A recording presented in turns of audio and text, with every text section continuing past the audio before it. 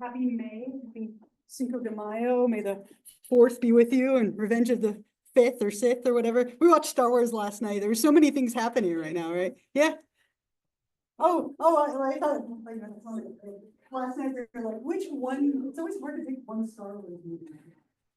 Rogue One. Rogue One? Yeah. Yeah, that's yours. We watched number 7. Sorry. My partner's got a thing for Kylo Ren. I think okay. Last 2 weeks ago, the 20th anniversary for the way to see it. Yeah. I went to theater. Oh, how cool. I know I wanted to go so bad. Instead, I ended up seeing Minecraft for the 4th time. And I was like, but right now in that theater, like, I could be watching Revenge of the Sith. Right, I wanted to sneak out so bad, but I know. I saw it in the theater when it came out, but I wanted to go maybe for the 25th. Yeah, one of the years came out. Nice. Pretty dope to see it. Yeah, it's great. It's such a sad movie, but it did look good, right? Well, I hope everyone is hang there. We are in like beyond in the home stretch at this point. I feel like I tried very hard not to like stress you out with what we had left, but there's no denying it at this point. So if you're looking at the schedule, we have today, which is Monday, right? So we have today. We have Wednesday. We have Monday, and then we have the final. That's it. Okay, so that's all we have left. So, and the final, this one is on Canvas. So including today, we have 3 class sessions left. That's it, which is, I was sharing with my class before, I get super sentimental and sad at the end. So I'm like, I'm going to miss all of you. This class has been such a fun class. I think we have like a really wonderful energy and I'm going to miss all of you.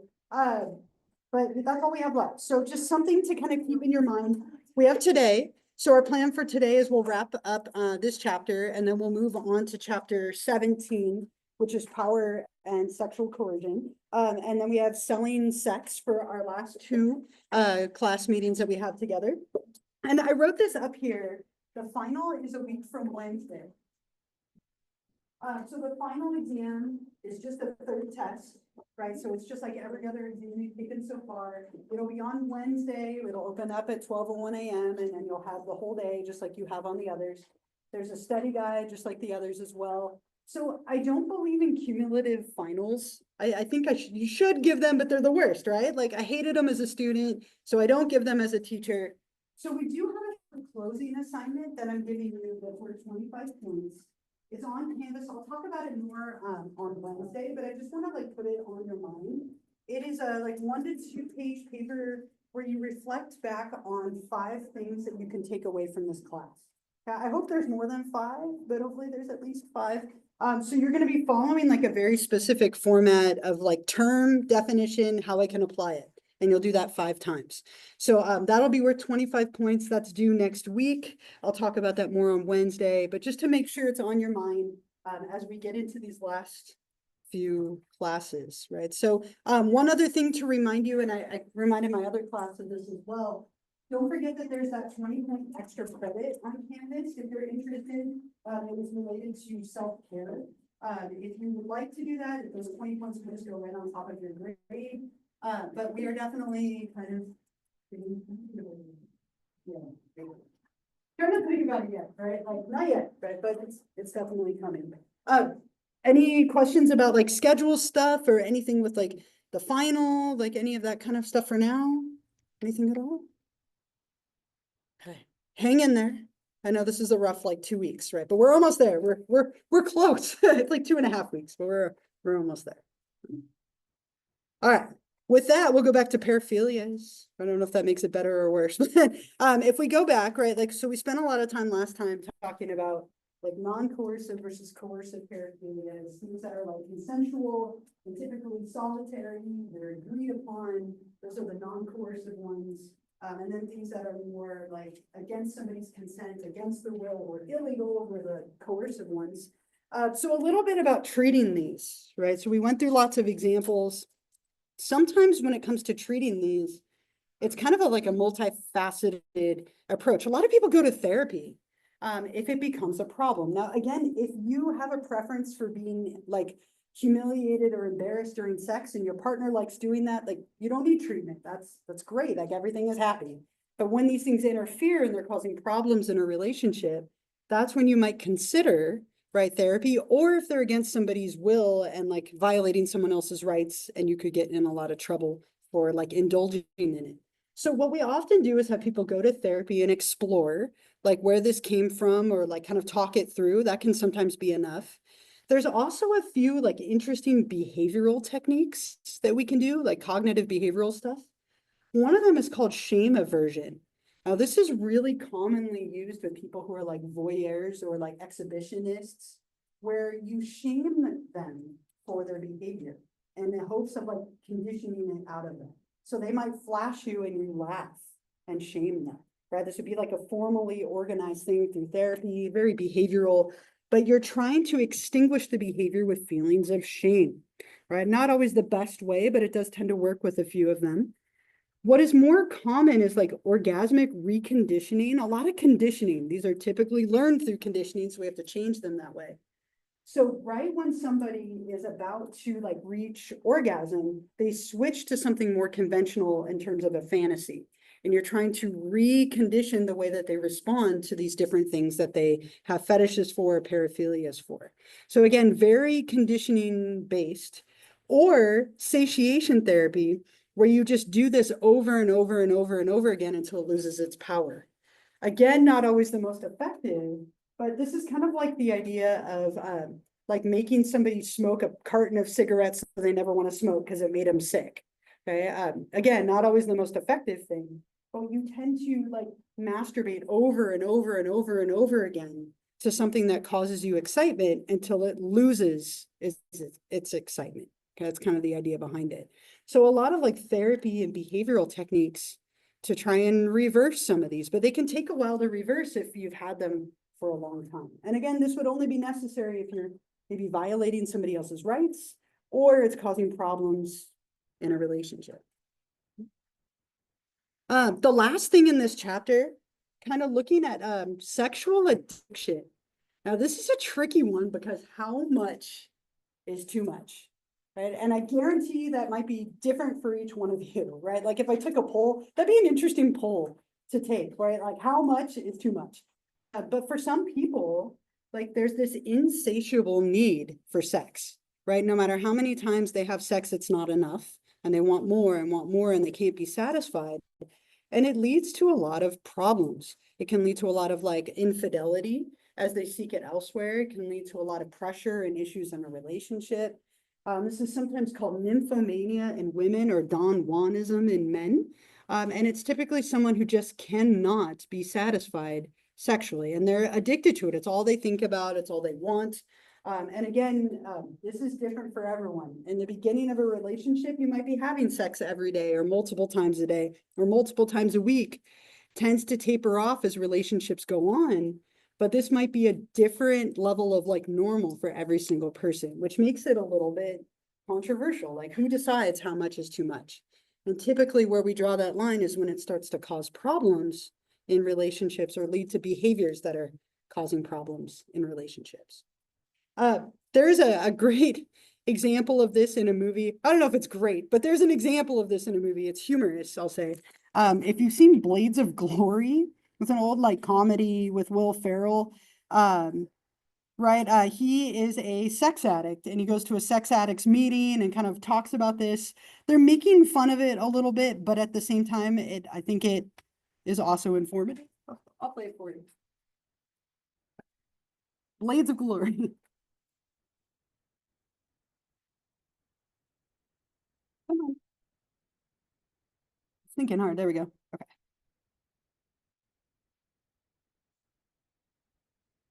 Come on. Okay, we'll figure this out here. Hold on. Probably muted. Yep.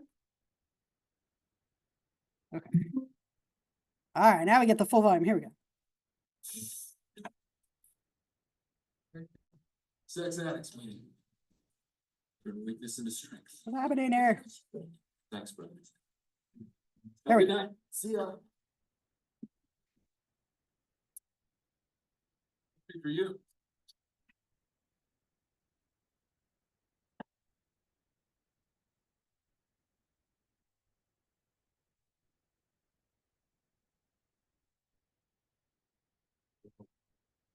Okay, let's get started. Janice, would you like to start the day off by sharing? I'm just trying to find some peace. A haven, a place where I could feel safe.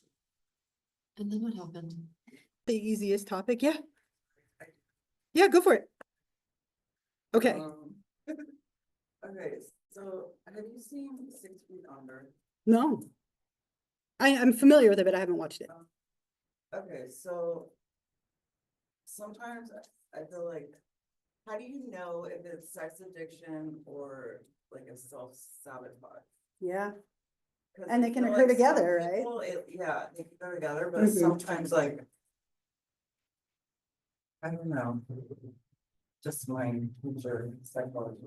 no, I love it, right? And sometimes it can be hard to tell, right? And it could be both, right? I mean, that's very common that like that addiction leads to self-sabotaging behavior to reinforce it.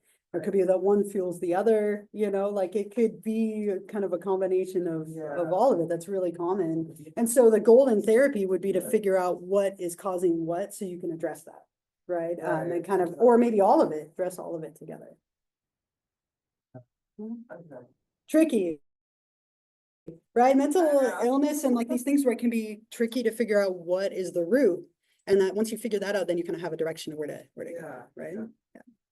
All right, so chapter 17, again, I know not like the happiest of like topics, but it is an important part of like sexuality. So we'll talk briefly and we'll keep it like on the surface of rape, sexual assault, sexual harassment, intimate partner violence, right? Keeping it nice and uplifting for today. I had a dementias the class before this and then this. So it was like, I told my partner this morning, like, this is gonna be a sad day of topics, but important topics, just not always the easiest.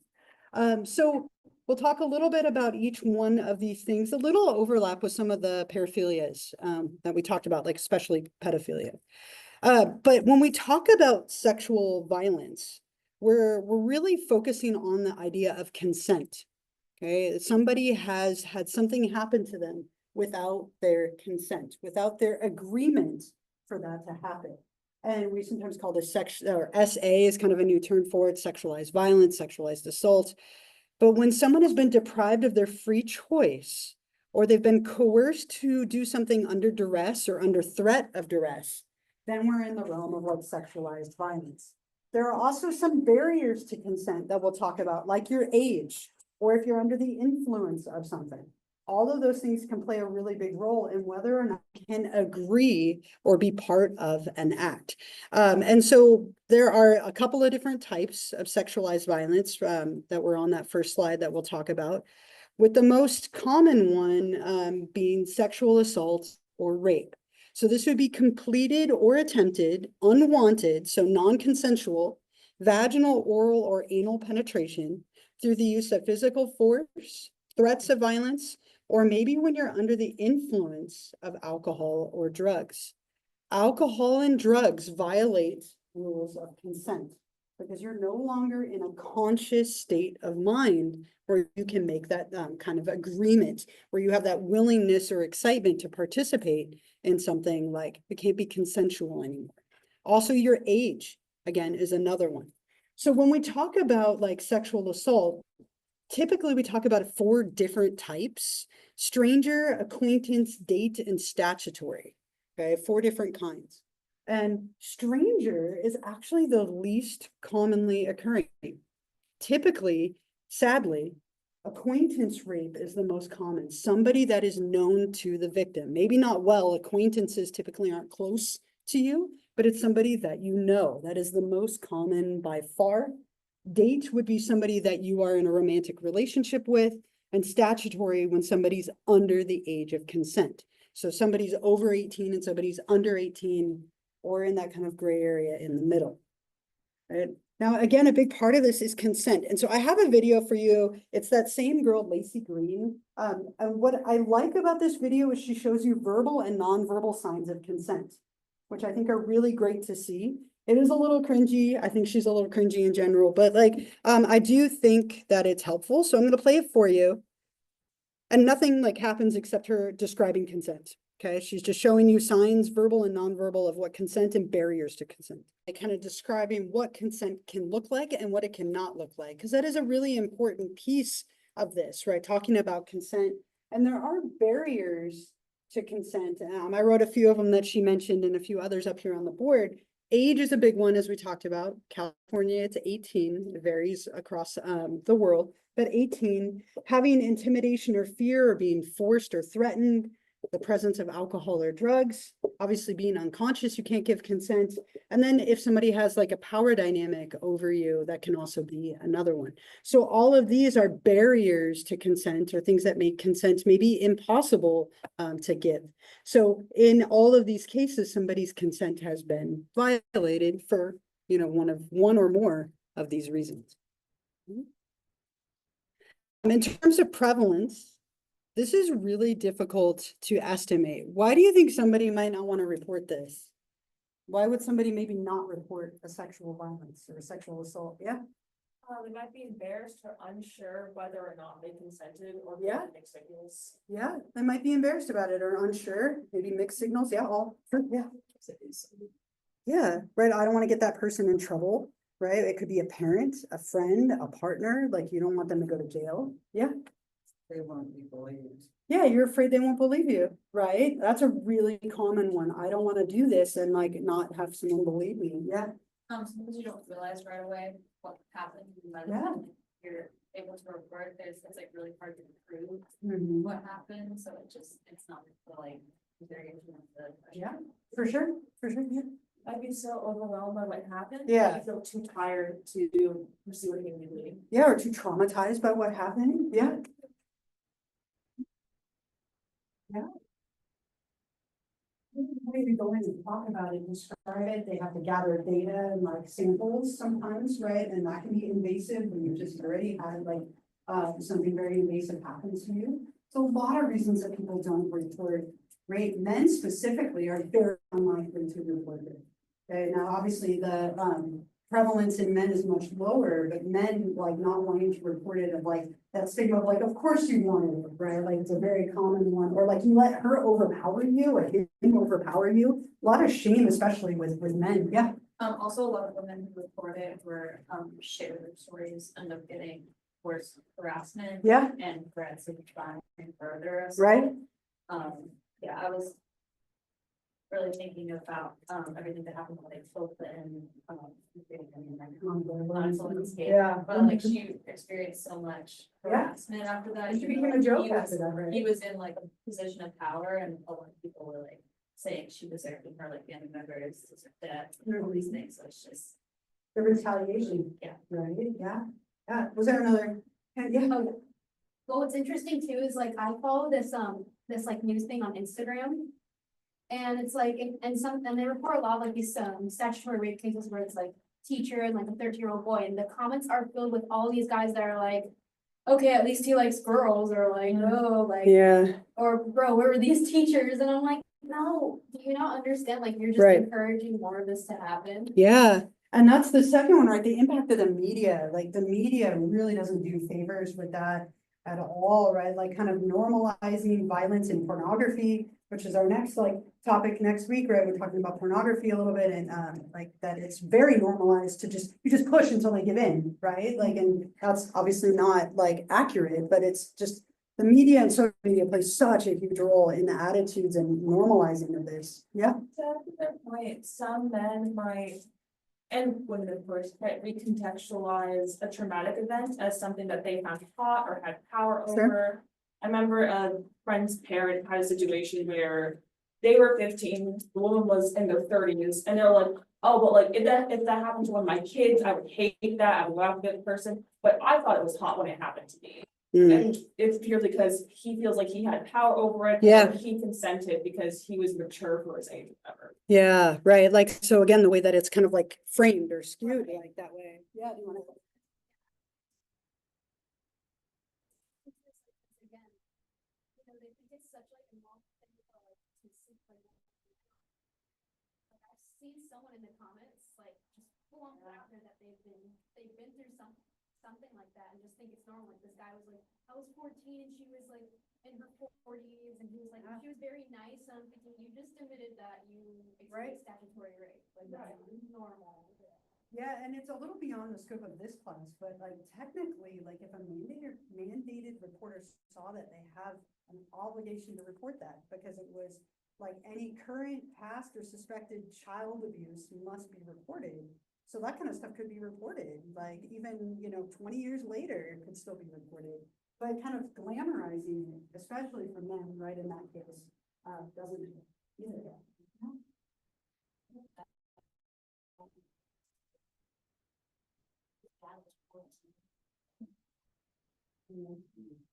Okay. Yeah, I mean, you're right in the middle of that, like. Right, and like, we don't tend to see men as the victim very often, like our culture doesn't anyway. But yeah, I mean, that fits the criteria pretty plainly there, right? Yeah. Just like, I want to do something new to add, and see that regard. A teacher like abused and told, and that's in my neighborhood, and now in school. And all the guys were like, yeah, like, that's so cool. Right. All the ladies, Right. but all the girls were like, he's a victim. Right. That's horrible. Mhm. And I remember like the news outlets, like, because it's in my neighborhood, you can go to like 5 houses. And I started to ask for stuff about him. And then like some like teenagers would be like, yeah, but he's so cool, like he has all this free time now, because he got like Right. yeah, and then I was just like, I remember I was like, I want to say in my 3rd, 4th grade when this happened. And it's just like the news outlets at my school, and then at my house, and I'm like, oh, what's going on right now? Because everyone was just like, even my brother would be like, that's so crazy, like that's so cool, you got all the women. I was just like, what do you mean? Like, I was like, You tend to view it for men and Yeah. women so differently, right? Like if that was a young girl, they were violated by like that older teacher, young man, oh, wow, like you said, like street cred, like you that slept with someone older. Like the stuff in the media like that, and then the different view of it for men and women is pretty drastic, right? It plays a big role in like the perpetuation of this, yeah. Also, a difference between men and women, and then one, sense of, I feel like most men are honestly, they have this like encouragement of like, just keep pursuing. Yeah. And even though that's like coercion, I don't think it's known that is, and it's just Right. like, oh, they're. You just playing wear 'em hard to get, I down, have to right? try Mhm. harder, Mhm. like, keep going, blah, blah, it's just not. Yeah. But, and I don't think they even realize half the time that that's Right. what they're doing, it's just like so conditioned and seen so much, Mhm. that that's like what people want. Right, like kind of normalizing that, like, oh yeah, like you said, just hard to get, you just gotta try harder. When, in reality, that might not be the case at all, right? Like, so educating about consent is really important, especially starting younger, right? To like educate like younger people that that's not okay. But on like the flip side of that though, with women, I feel like because there's some shame around sexuality, there's a certain like incentive to not seem like you're that into it. Or Yeah. like that you want it that badly, you're not supposed to seem like you're Right. super duper like wanting this. So it's just a weird. It's tricky. It's weird balance. It is a weird balance. Yeah, do you have a thought? Like, for me, like that, but. What we, Mhm. type stuff, I don't know, like, what,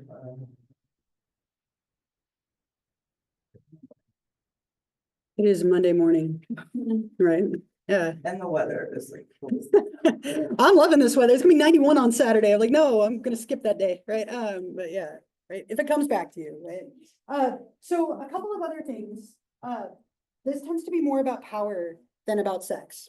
Okay, it's more about dominating somebody and depriving them of their like choice than it is about sex, typically.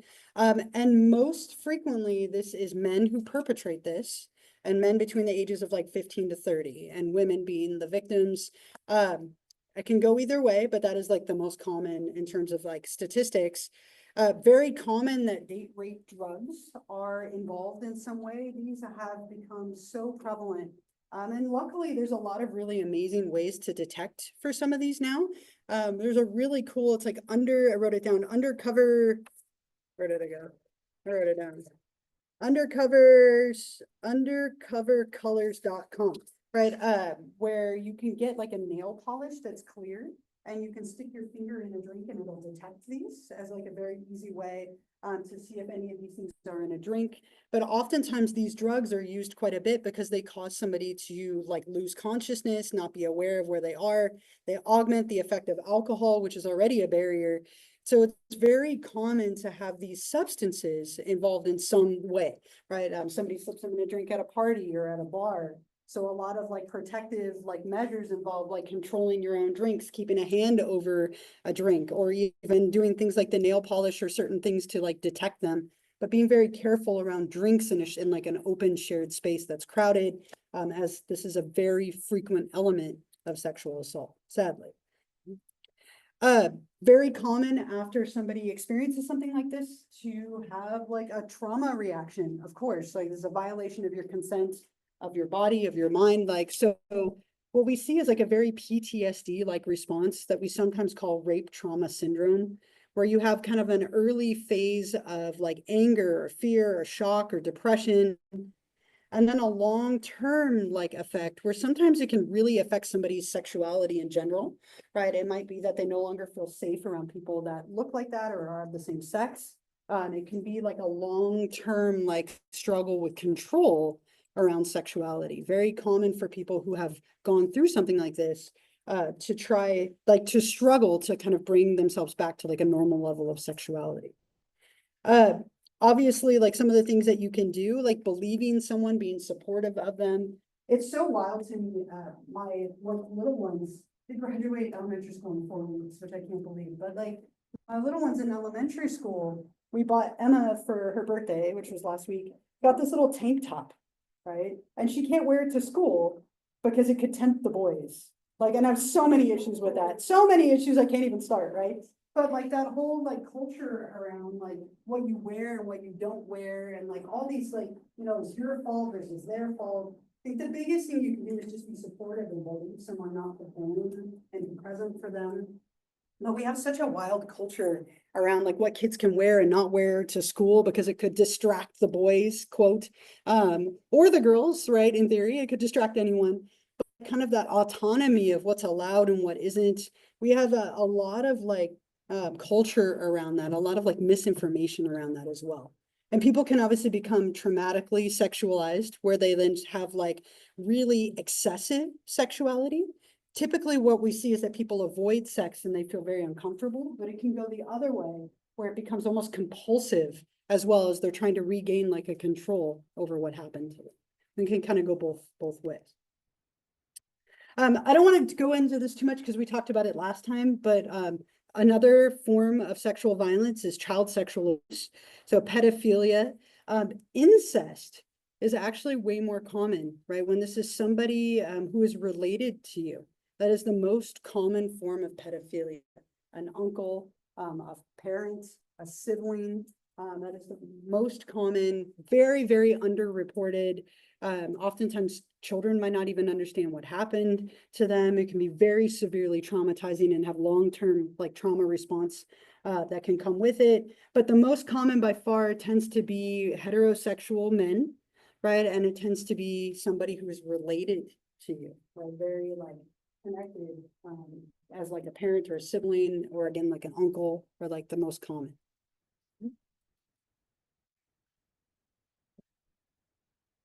Another form of like sexual violence or unwanted advances, sexual harassment.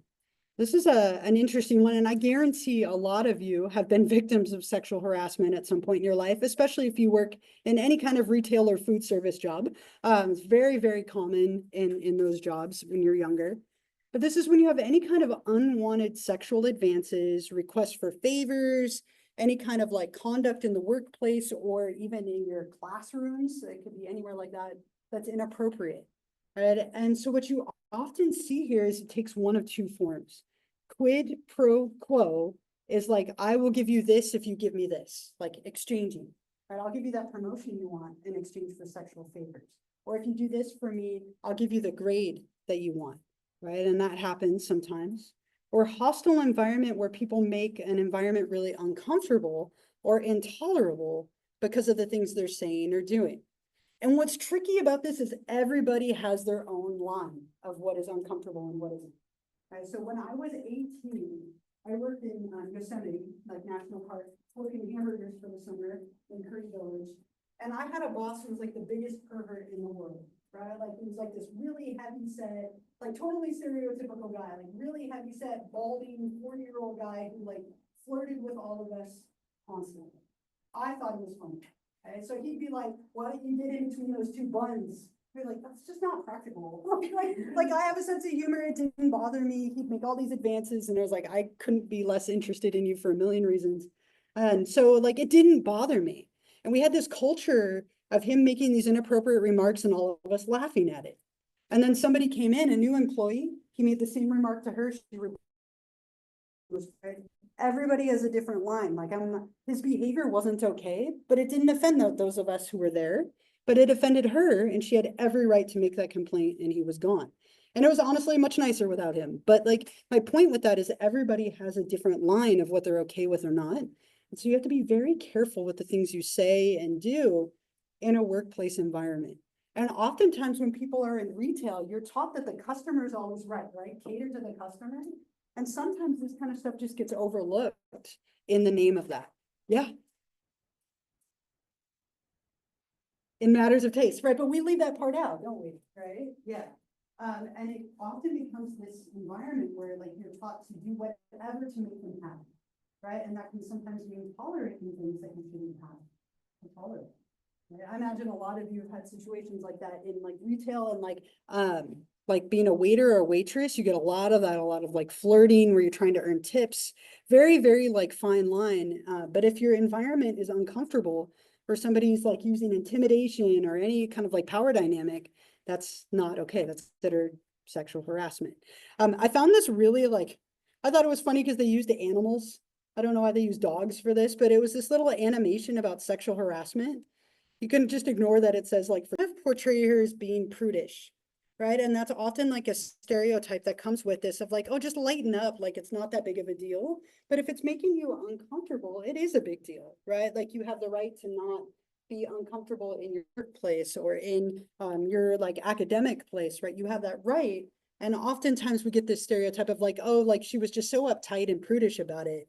But like, obviously, if it's making you uncomfortable, it is a big deal. So this is something that a lot of people face at work, in some environment. There's a lot of things that you can do about it. Honestly, one of the best things you can do to start with, if you feel comfortable, and that's a big if, depends on a lot of things. If you feel comfortable, the best thing you can start with is to ask the person to stop. Right? And that might not always be something you can do. If it's a teacher, you might not feel comfortable if they have a power dynamic over you, a boss, for example. But if it's somebody and they say something that's making you uncomfortable, that's a good place to start. Hey, I'd like, please don't, or I don't like when you say that. That makes me uncomfortable. Sometimes people just don't realize what they're doing. If you feel okay doing that, that's a good starting point. If you don't, you have every right to discuss it with a supervisor or a manager or take it up the chain as you need to. This can obviously be something that involves criminal charges and confronting this person at some point. You can see if other people have had the same issue. We had an issue in my graduate school, which was wild, like really like kind of out of bounds. In our graduate program for becoming a marriage and family therapist, we had a female teacher who was engaging in like sexual harassment against all of us. And as a group, the 12 of us all went and reported it together because together we were able to do that. She was teaching in class and she made us all participate in an activity that was really uncomfortable. We had no choice or we would fail the class. It was like complete coercion. And all of us together went and reported her after trying to talk to her about it. Right. And she threatened to fail all of us. So we took it up the chain. Right. And like if that's happening at work or at school or whatever, you obviously have the right to kind of follow up with other people. You can file an official complaint, discuss it. If you can have support in other people, I think it makes it a little easier. But oftentimes this is met with resistance. Right. Like if it's again, like as part of your job, it could be something that you have a little bit of like an uphill battle with. I don't know, anyone have any like thoughts or comments or like experiences or anything, anything here that you want to share? Like thoughts or comments? Is that it? I thought- Yes, You moved. so I will. So here's a question. Yeah, questions too? For years working at this one place and my supervisor, so I always had special treatment, I guess you could say, and I Sure. was, yeah, for years, I mean, in years, and, I can, like, he'd say, oh, you can just, take vacation, or if I call in sick or whatever. And as soon as I had a child and he realized that I wasn't like available, I guess. Sure. All of a sudden, my seat was moved, I was no longer Right. treated the same, I lost a lot of responsibilities. I mean, that's Mhm. definitely Yeah. this, right? Yeah, yeah. And it can be subtle like that, right? I mean, or even not And so I like subtle, the person, that's Yeah. really sad. right? Yeah. And sometimes they can be really like likable individuals who just have no filter, right? And sometimes when you ask someone to stop, they do. And other times it could make it even worse, right? And so that's where it gets so tricky. But yeah, that's definitely, an example of this. And again, it could be even a customer doing this to you as an employee. That happens a lot. And if nobody's protecting you, like that's not okay either, right? It can go in a lot of different directions. And then I noticed too that like my work, like what my capabilities and everything, besides him, taking them from me or whatever.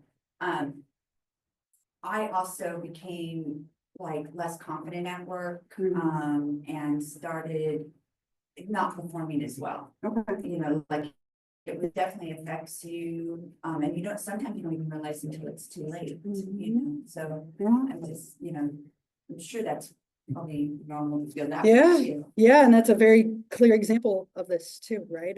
We always have to go through trainings, like there's something that's people are much more aware of now. There's a lot more restrictions now, but it still happens all the time, sadly. And at the time, I mean, they didn't really even have training. Yeah. We're talking. Right. Yeah, like in the 90s, this was just Yeah. part of the job, Yeah. right? Or part of your position, and that's Like, obviously he just changed. likes you, we think when you Right. get special treatment, but wait, I don't want that special treatment. Yeah. It's kind of annoying, it kind of bothers me, so. Right, yeah, We were talking about different like industries, like especially the food industry. Yeah. sometimes. This happened to my cousin a few years ago. She was telling me about how she like has this new job as a bartender. Mhm. And she's like 22. And this guy came up to her and he was like a regular and he like offered her this super expensive bottle of wine.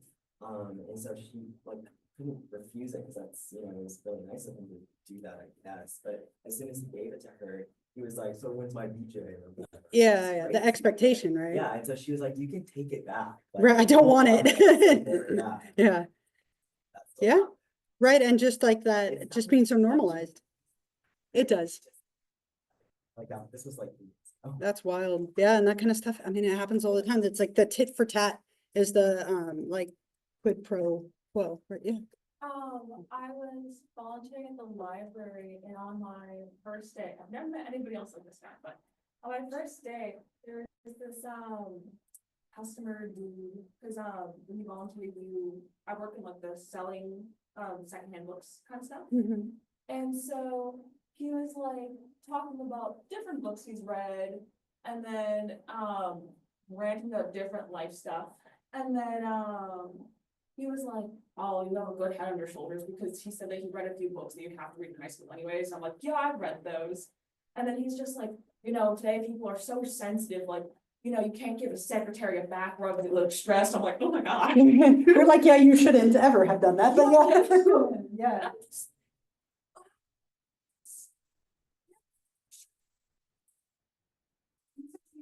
A lot, right, which is good. Right. My biggest thing is customers always think that the relationship you have with them is a lot more personal than that. Everybody's not in it. You just got like 12 pounds. Like, I get a lot of slack, especially from older men, where I don't even know their name, but they'll know my name, like, because I'll talk to them, I'll be nice to them. Friendly is but- part of your, right. Yeah, and because they forget I'm getting paid to be nice to you, but then all of a sudden they're, like, they think that we have this sort of connection and that something's gonna happen. Like, I don't know their name, like, I know your face, but that's not it. Yeah. But I've had in front of her was like, I'm a butcher, and he was like, oh, I couldn't mind. I was like, you're like, I don't even know what you mean by that. I'm like, okay. You're like, I don't need more. I don't know. I hope your wife just like smacks you after this. Yeah. What? Like, in front of your wife? Yeah, I get like, dads who come in with like their 8-year-old daughters. Yeah. In front of them, and it's disgusting. And I was also gonna add that, one time, this happens one time, this old man was in there and I was scooping like his ice cream and I was talking, being friendly, talking about like college where I go to school or whatever. And friendly. Yeah, friendly. And then all of a sudden I turn, I guess, and he's like, so tell me, your body looking so good. What do? Do you go to the gym? What gym do you go to? And I was like, what? I wasn't even talking about it. It just was, immediately it's like, right, no, it's right. Yeah. Oh, this is across the line. Yeah. And I'm, especially in the morning, I'm home on cooking. So it's scary when you get all the people and then, yeah, and they just come behind the counter. So it's like, and my boss just doesn't, like, she just laughs it off. Yeah, and that's a really common response to just kind of like, oh, like, Like, don't worry they're about just it. tired. It's customer. Really similar. I also work in an ice cream shop, and I had like a really similar experience. Because I work at Hamilton Mall. We have really big serving ice cream. Yeah, Which is why I love you. it's the best ice cream. But on Valentine's Day, this is the only time I've really had like weird customers with Valentine's Day. Yeah. And there's two of them. This one guy came up with a woman. I'm assuming he was on a date or on a relationship with. She was complaining about the sizes and stuff. He leans in. I don't know if you've been there, but we have like it's just a window. Yeah, that's good. He leans and looks me up and down. It's like, you don't look like you've gained any weight though. That's exactly what. Yeah. Yeah. And I was like, do you want your receipt? Right, yeah, like uncomfortable, right? That makes your environment uncomfortable, like, is enough, but in retail and in food, it's just, it gets overlooked so much at the back and then what's the difference?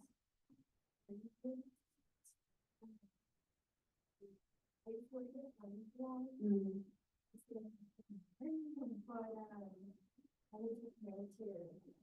Unlike myself, I just don't know. It's the reason that I had a customer come in and make very similar comments to me that he was making, and he got really like upset and like protective. He's very, very strange, and very protective, like don't talk to my, my staff like that, but like would also make the same comments to me, and then like when I kind of came out and like it's kind of realized like I've done a lot of better, like that's just me, like telling him when he's not even gonna hurt it, and I just kind of was so strange, like this other toxic, like telling me he's gonna get disappointed, like it's so hard. I was like terrified, but I like never been there, but it was just so weird that like a customer came in and was saying the same things and like he got upset and could see how it was wrong, but like right. So it was just so yeah. Hi, so, I'm the third person who works at an ice cream shop here. So I have a coworker, she's 16, right? Which ice cream shop? I need to know where I'm going. It's in Camarillo. Oh, it's awesome. It's like a bar. You can bring it. Yeah, I have a coworker who's 16, so we're like a food court area. Yeah. There's a bar, there's this regular here. Who's like, what, 40 something, like always brings this kid. And he kept like hitting on her, like, 6-year-old girl. And he like, one time, like, literally, like, as she closed, he was like, oh, let me walk you to your car. And she's like, oh, I'm good. And he's like, no, I insist. And like, he just, she was like, sure, whatever, fine. And then like, he just lingered by her car, she said. And she was like, so, what's that here for? And all that, like, just like trying to just make conversation. She just kept like, trying to ways to get out. She has a freaking taser on her keys now, just to like, she scared of women. It's so sad, and like, for your own safety, really, yeah. So like, I've had similar experiences, but not at an ice cream place. I work in retail, and I'll be a cashier, and I also work on the floor. And as a cashier, we got to make small talk. Like, It's your job from the beginning, the customer's right, the customer's the priority, be nice to the customer. and I'm one of like the few people that speak Spanish, and the place where a lot of people speak Spanish. So if I'm on the floor, they'll call me up to translate. And there was this one guy, like, I would keep frequently times, and I'm always like, either I help him or I'm called to help him to translate. And because of that, I guess we established some sort of relationship with him. So the other day I was working on the floor, like just helping one of my coworkers like put stuff back. And he goes, "Oh, I think I know your parents." And I was like, "What?" He goes, "Yeah, I see you at church and I see your parents. Your dad is this person. He looks like this, and this. Don't you have a little sister as well who looks like this, and this? And your mom looks like this, and her hair is like this color." And I was like, no, like I'm actually adopted. Like start walking like I'm not. I'm like slowly walking away. Trying to protect yourself. And I'm like, I actually don't live here. I live out in the valley. And I was like, maybe feel blind, like slowly walking away. I go out, I'm like back to like the break room, I'm hyperventilating, like comforting, and my manager walks in. And I'm telling him, I'm like, this is happening, like this is so weird. And like this is not the first time he tells me something. But now I'm saying he knows my family, and like I don't even want to like go home. I don't like I'm not going to church anymore. And he goes, "Well, you know how customers are." And I was like, "What?" It's sad, that's like, instead of like, like, when you protect you in some way, that's such a common. Yeah, it's like, and maybe I resort to watching church on my phone, because I was like, I'm not. That's going really outside. sad. Yeah, and that shouldn't be okay, right? And again, I said this in the beginning, I'm like, imagine a lot of you, like, I imagine it's most of you, like, we all have probably had these moments. I worked at Starbucks for years, like, and I loved it. It was like one of my favorite jobs.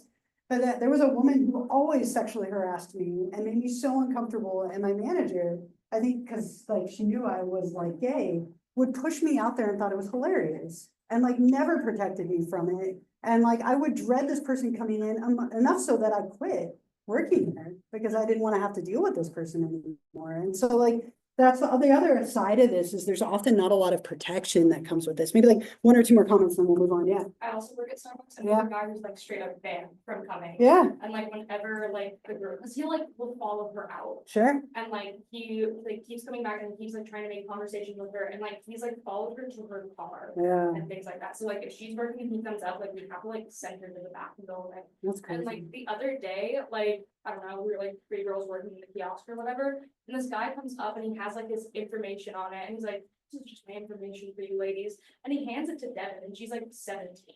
Mhm. And that happens. Yeah, A lot. lot. Like, I'll lot. be like upfront and, I'm being friendly or whatever. And like, men will be like, "Oh, well, because you're a woman, this will be like really well made or whatever." Mhm. That's Yeah, happened. yeah. Okay, last two, and then we'll go back there and then up here. And then I was gonna make a comment on about ice cream shops. I don't know what it is, ice cream shops, Right? but my partner. People get excited, maybe. I Yeah, don't they- know. I don't know what it I don't know is, what it is. But they didn't allow, they wouldn't allow, after like there was like a really bad incident, there was a couple actually. That they don't allow women to close there anymore because they just like, they will get followed. And guys will just like hang out in the parking lot and wait for them to like walk up and come out and like harass them. Yeah. And these are high school girls, like most of his coworkers are high school girls, so it's just like, he have to take them to the later night shifts or his cousin, he would also take them because or they would like come in later just to like help them close because it was so bad. But I was gonna say, I would say honestly, luckily because I babysit and I teach, I haven't had too many issues with that, but like high school and middle school is just like awful and teachers and staff really don't do much. Right. Like even though they're supposed to, and it's supposed to be a zero tolerance policy, there's just so much wiggle room.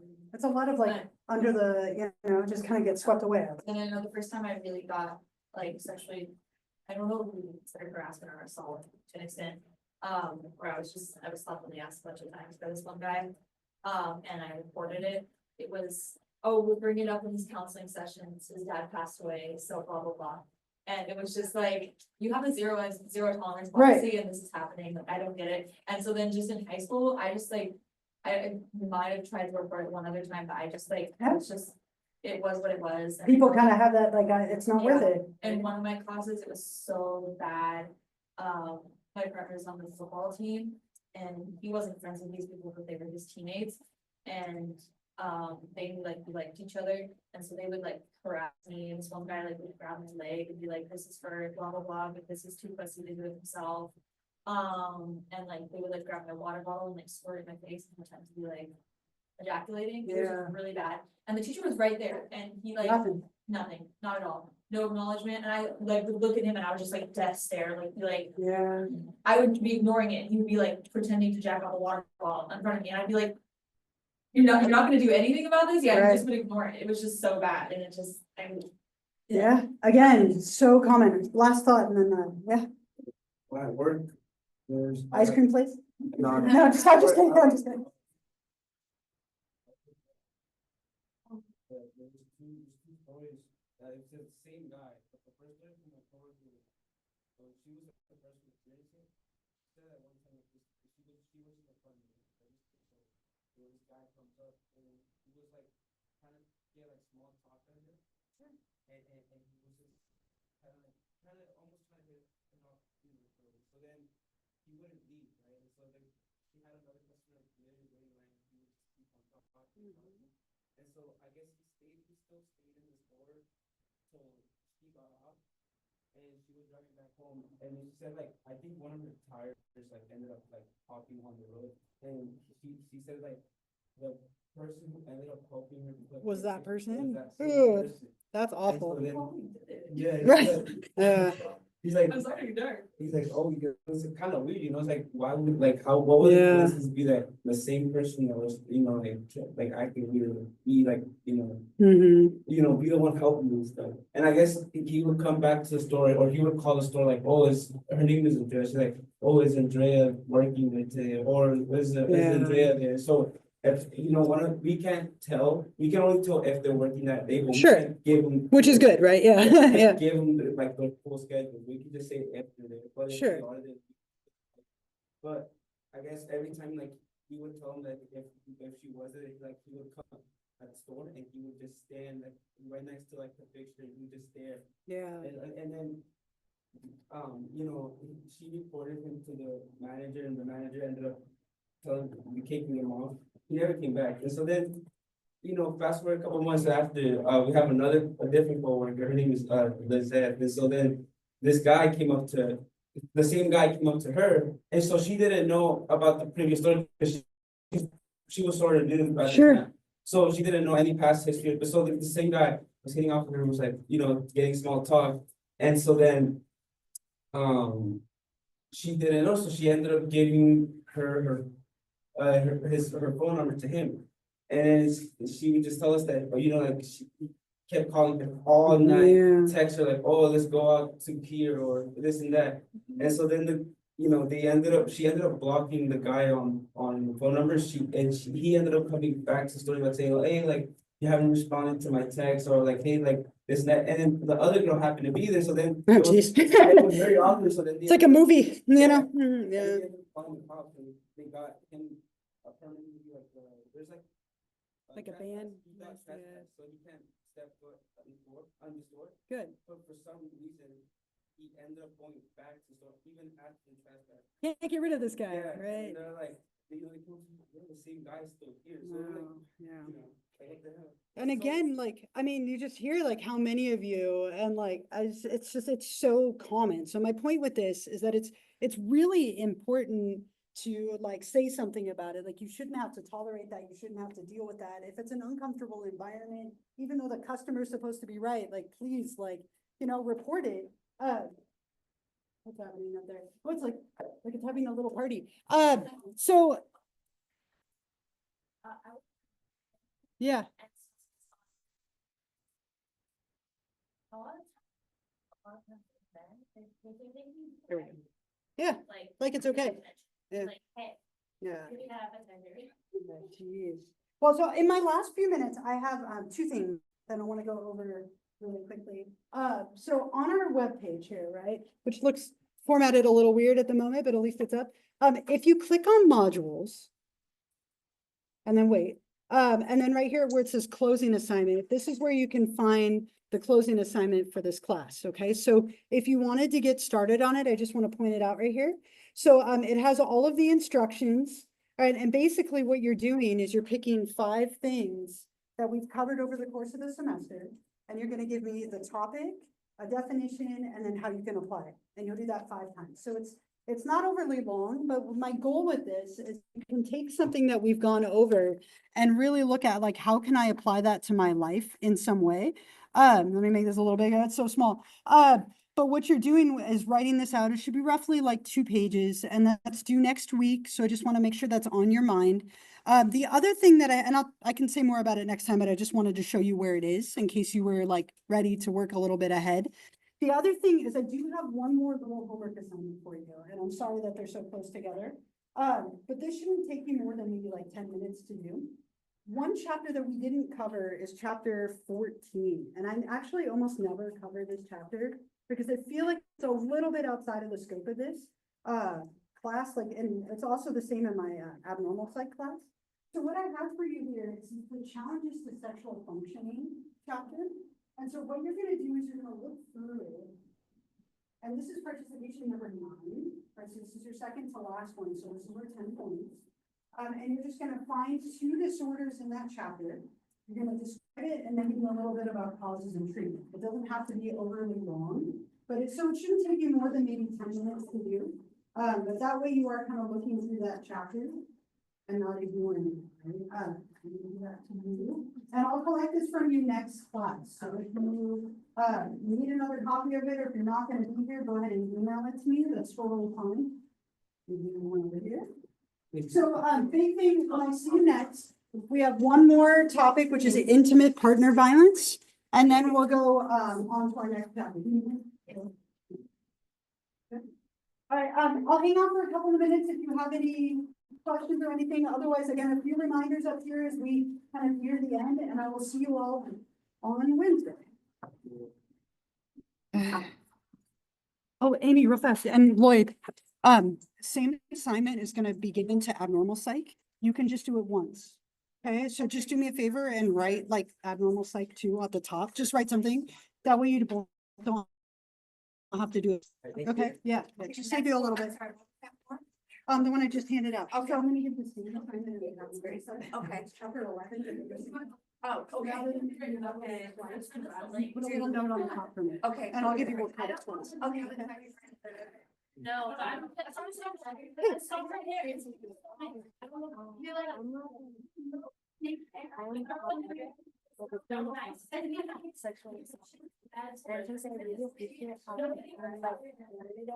Well, thank you. I tried so hard because I have people in my life who are. Yeah, I didn't, for like the first time I talked about it, I didn't feel the need to like run away.